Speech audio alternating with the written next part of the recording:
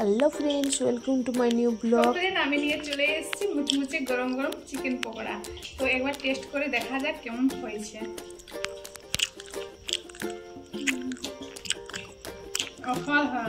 এই মুচমুচে চিকেন পকোড়া রেসিপিটি একবার দেখে নাও ফ্রেন্ড, আর ভালো লাগলে অবশ্যই একটু লাইক করে দিবে। তো ফ্রেন্ড, সর্বপ্রথম আমি 500 গ্রাম চিকেন নিয়ে নিয়েছি এখানে। তারপর আমি স্বাদ অনুযায়ী লবণ দিয়ে দিলাম, একটা ডিম দিয়ে দিলাম, একটুখানি লেবুর রস দিয়ে দিলাম, স্কিপ করে গেছে হয়তো। তারপরে আমি একটু ভালোভাবে একটা মাখিয়ে নিলাম মিশ্রণ।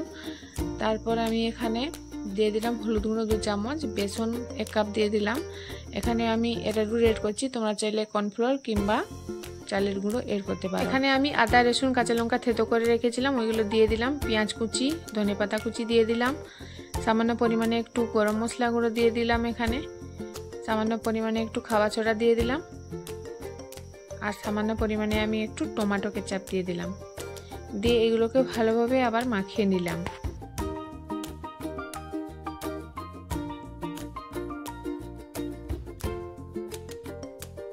এগুলো মাখা হয়ে গেলে আমি এখন লাল লঙ্কার গুঁড়ো এড করছি এখানে 1 চামচ মতন। এখানে তোমরা নিজেদের মতন ঝালটা অ্যাডজাস্ট করে নেবে। তো এখানে আমি ঘন্টাখানিক চাপা দিয়ে রেখে দিলাম।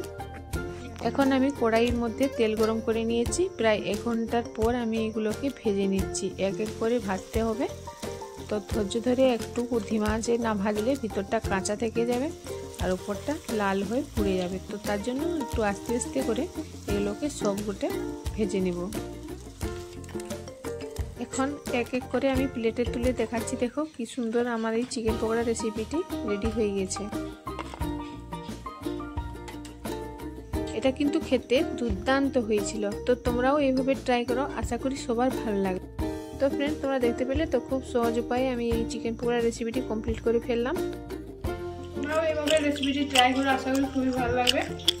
আজকের রেসিপিটি যদি ভালো লাগে থাকে অবশ্যই একটু লাইক করে দেবে। তো আজকের মতন ব্লগটি এখানে শেষ করলাম। সবাই ভালো থেকো, সুস্থ থেকো, বাই।